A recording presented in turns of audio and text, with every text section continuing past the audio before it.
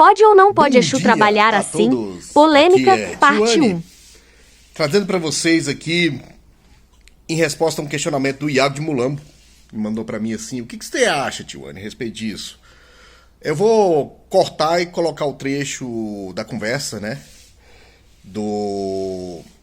Em que o cara relata sobre uma entidade, né? Que ele viu na época do Pai Deco, e que essa entidade era a Dona Maria Mulambo, e o que ela fez por ele, o que ela fazia por ele. E aí, após esse corte que eu vou fazer, qualquer coisa, vão lá no meu Reels lá de vídeos lá e achem esse vídeo, ele está lá dentro, tá bom? Quem quiser saber mais a respeito é só achar. Vou colocar só um trecho para vocês entenderem o teor do questionamento. Pode ou não pode?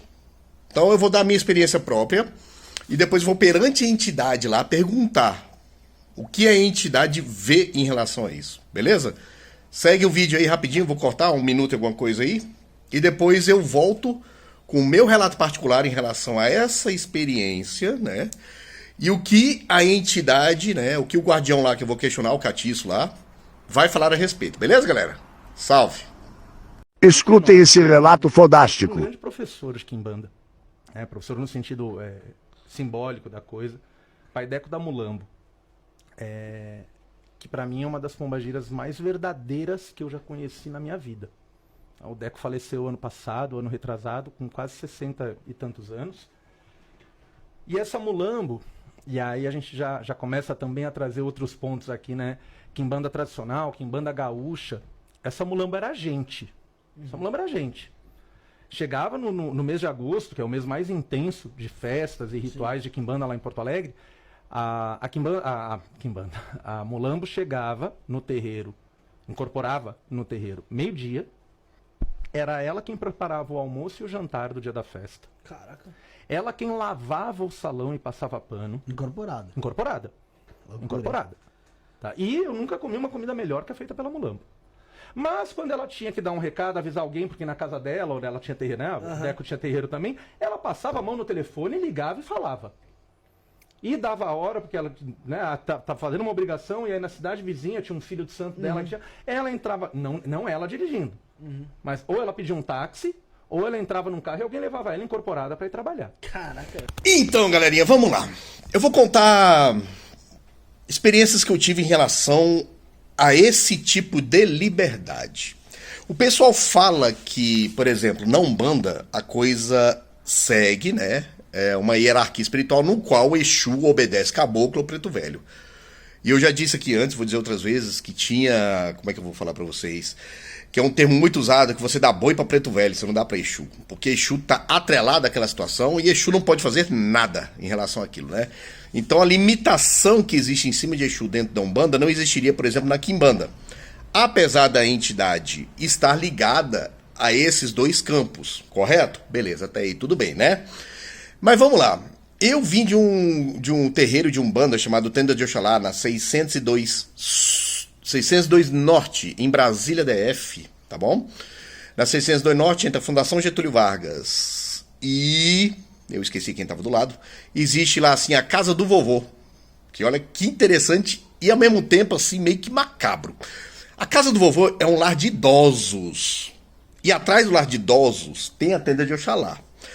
Tanto a Tenda de Oxalá quanto o lar de idosos são da Dona Irani. Dona Irani, ela é a mulher que é dona dos dois empreendimentos. Beleza? A Tenda de Oxalá, que na época era chamada de Centro Espírita, e o lado dos idosos na frente. Eu fico imaginando, né? O velhinho morreu, já vai pra lá, né? Pro outro lado, né? Então, assim, era um trabalho fantástico. E o que eu posso dizer a respeito disso? Dona Irani.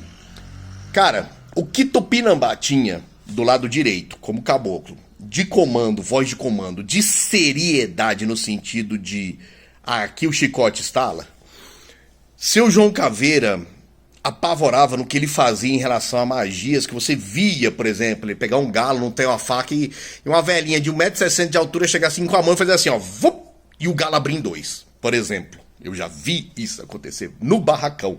Porque lá tinha um barracão também e tinha um cemitério na parte de trás, que tinha uma fundamentação. Ela fez um cemitério na parte de trás, com cruzes e tudo mais, mas cada cemitério daquele é um assentamento de uma entidade. Tinha uma entidade, um assentamento de Trancarro, um de Sete Cruzilhados, um de Mulambo, um de Padilha, um de não sei o quê. Esse cemitério tinha a cruz central, que era de seu Tata, né? Fazer o quê?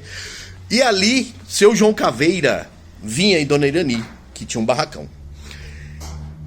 Nessa época, pra você ter uma ideia, Dona Irani era muito assim, como é que eu vou dizer pra vocês? Uma pessoa muito militar, porque ela foi casada com militar.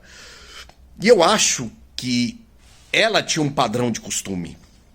Tanto é que a velhinha lá, né, Dona Irani, a minha Ialorixá, né, que ela devia ser, saiu até reportagens a respeito de seu João Caveira revelar, isso saiu na Veja, seu João Caveira revelar onde tinha acontecido o sumiço de um filho de uma autoridade muito importante. Seu João Caveira foi lá e revelou onde ele estava morto, que ninguém tinha achado.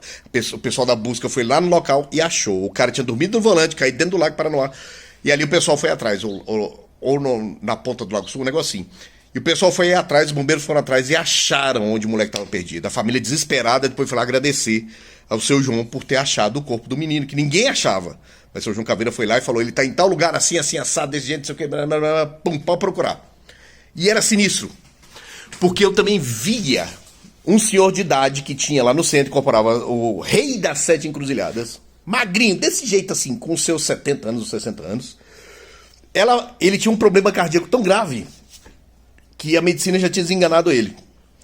Mas o seu João Caveira fazia um feitiço para manter ele na terra durante 6 meses. Isso dentro da Umbanda.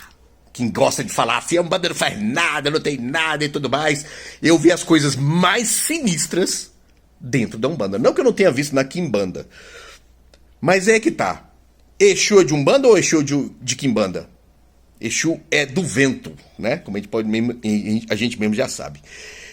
E eu vi ela fazer um feitiço que assim mantinha o cara na terra durante 6 meses. A cada 6 meses ele renovava esse feitiço e continuava vivo. O dia em que ele falou assim, não aguento mais fazer isso e tudo mais, a mulher dele também tinha uns 60 anos de idade, chorou nos pés do seu João Caveira, mandando ele mudar de ideia. O seu João falou assim, a escolha é dele. O seu João Caveira deu um abraço nesse médico que incorporava o rei das 7 encruzilhadas, que era foda também, atendia 7 pessoas ao mesmo tempo, dizendo o problema de cada pessoa, numa rodinha particular. É foda. É uma das coisas mais fodas que eu via. Ele fazia esse feitiço no chão, e ali o cara se mantinha na terra por mais 6 meses. O dia que ele falou assim, eu não aguento mais, eu quero ir embora e tudo mais, a mulher dele chorando, aceitando aquela situação, mas chorando, o senhor João Caveira não fez, e passou acho que 1 mês ou 2, o cara morreu de infarto. Mas enquanto ele fazia, ele estava vivo. Então dentro da Umbanda, essa Umbanda que o pessoal fala que é muito fraquinha, que é isso, que é aquilo, eu vi essas coisas. E eu também vi Dona Irani incorporada em seu João Caveira. Seu João Caveira pegar um telefone, atender e falar assim, ó, fala pra essa mulher aí, pra ela, que ela tá fazendo isso e tá errado, viu, que vai acontecer tal coisa na família. Ele pegava o telefone, seu João Caveira pegava o telefone. Isso no terreiro de Umbanda. Isso dentro de um terreiro de Umbanda. Seu João Caveira dava dicas através do telefone. E assim, de uma mulher que vestia todos de branco, que não aceitavam guias no pescoço, que não aceitava batonzinho e tudo mais. Pombogira podia ter no máximo um lencinho na cabeça, um brinco e tudo mais. A mulher, né, de Pombogira não aceitava médium homem incorporado de Pombogira, e eram raros os médiums que tinham permissão dela. Quando ela via que aquele médium não estava ali, vamos dizer assim, dando show devido à sexualidade dele, à orientação sexual dele, correto? Ela deixava o médium incorporado de Pombogira. Fora isso, homem incorporava de Exu, mulher de Pombogira. Isso nos dias de Exu e Pombogira, né? Beleza. Mas todos de branco. Sem uma guia, sem nada a respeito na cabeça. Pra quê? Pra que não se diferenciasse um do outro. Para que não tivesse diferenças em relação um pro outro. E dentro desse terreiro também eu via que não tinham imagens de santo nenhum, só uma cruz de cristal em cima de uma mesa branca. Ponto. Então, Dona Irani, ela era extremamente rígida em relação a tudo isso. E essa rigidez me ensinou muito na minha vida.